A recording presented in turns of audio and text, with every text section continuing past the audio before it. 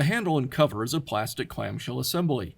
It's your tool's rear grip handle and supports and secures the on-off switch. Most problems with it are the result of accidental damage, such as dropping the tool or something falling on it. Replacing the handle and cover is a repair that you can do yourself, and I'm going to show you how. I'll begin by removing one half of the rear handle from the polisher.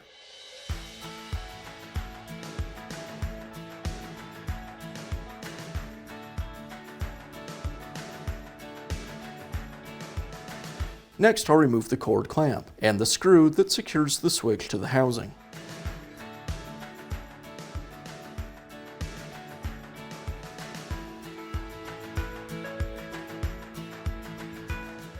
Now I can remove the other half of the housing. The old housings have a foam pad adhered to either side. The pad holds the switch in place. You'll need to order and install 2 new pads in the new housings. The pad has an adhesive backing. I'll remove the paper and then stick the pad to the housing. Now I can install the new housing to the motor housing.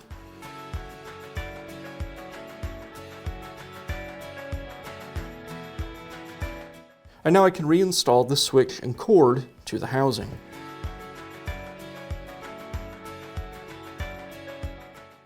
As I go, I'll tuck the wires into the housing. I'll secure the switch with the small screw, and the cord with the clamp and 2 longer screws. I'll finish by reinstalling the housing.